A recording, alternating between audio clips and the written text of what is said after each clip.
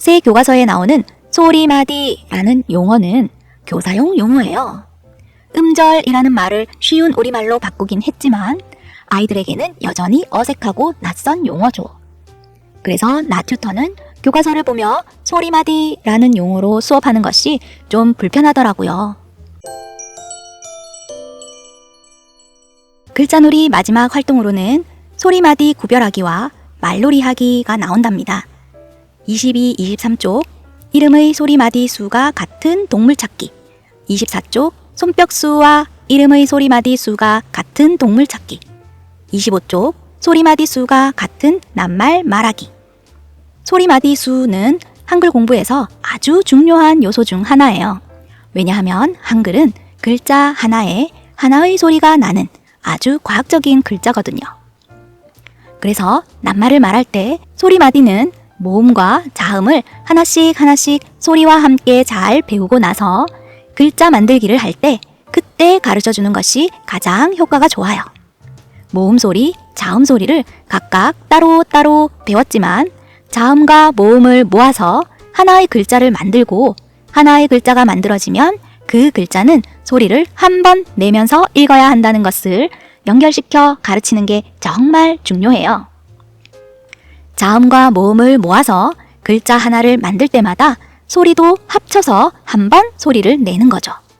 글자가 2개면 2번 소리를 내서 읽고 글자가 3개면 3번 소리를 내서 읽고 그런 다음 나중에 낱말 공부를 시작할 때도 내가 3번 소리를 내서 말한 낱말을 쓸 때는 글자도 3글자로 써야 하고 내가 4번 소리를 내서 말한 낱말을 쓸 때는 글자도 4글자로 써야 하고 이렇게 소리마디는 말만 하면서 구별하는 것도 해보면 좋긴 하지만 실제로 꼭 필요한 때는 자음, 모음을 모아 글자를 만들고 읽기와 쓰기를 할 때랍니다.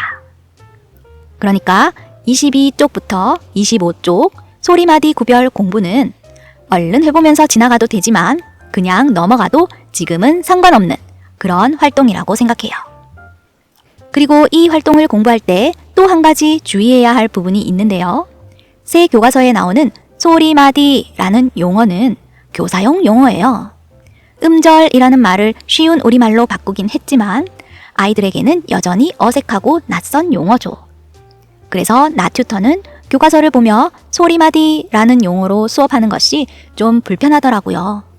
아이들에게 안내할 때는 2번 소리 내어 말하는 2글자 동물 이름, 3번 소리 내어 말하는 3글자 낱말, 3번 소리 내어 말하는 3글자 동물 이름 이라고 예시와 함께 풀어서 이야기해주는 게 더 좋았어요.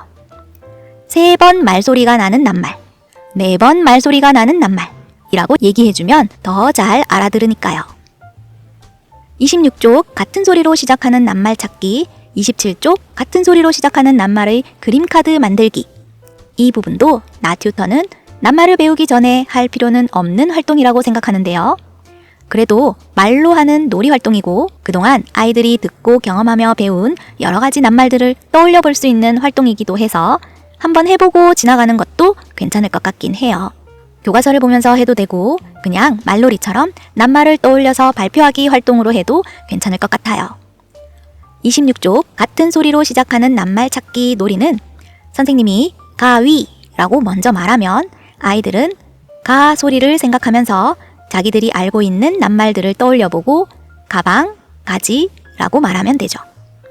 선생님이 나비라고 먼저 말하면 아이들은 나 소리를 생각하면서 자기들이 알고 있는 낱말들을 떠올려보고 나무, 나방, 나침반이라고 말하면 돼요.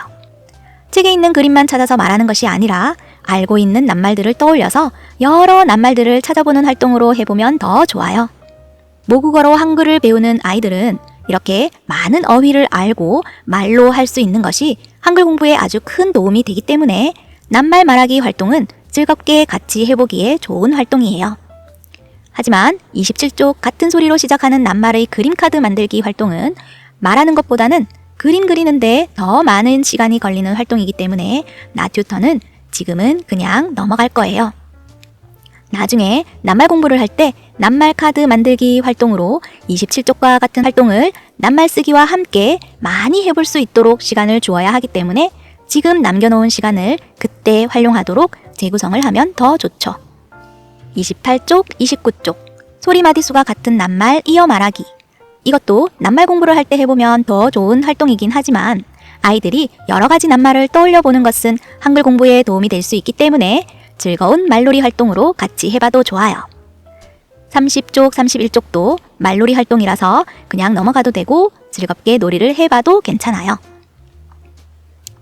26쪽부터 31쪽까지는 아이들이 알고 있는 여러 가지 낱말을 떠올리는 활동이어서 한글 공부를 하기 전에 낱말에 대한 흥미를 높여줄 수 있는 활동이라 즐겁게 해보는 것도 괜찮은데요.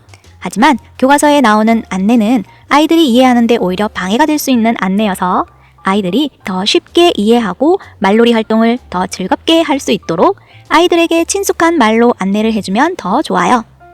소리마디수가 같은 낱말 이어 말하기 활동을 아이들에게 설명할 때도 2번 말소리를 내는 낱말 찾아 말하기, 3번 말소리를 내는 낱말 찾아 말하기 라고 얘기해주면 아이들이 더 잘 이해한답니다. 30쪽 앞말의 끝소리로 시작하는 낱말 이어 말하기 활동도 그냥 끝말잇기 라고 안내하고 놀이 방법을 설명해주면 아이들이 더 잘 알아들어요. 첫 영상부터 이번 영상까지 2022 개정 교육과정 1학년 국어 한글 놀이, 생각 열기와 글자 놀이를 모두 확인해 보았는데요. 한글 놀이로 한글을 공부하는 총 34시간 중에 12시간을 한글 공부 준비 활동으로 구성해 놓은 것은 좀 과해 보이긴 해요.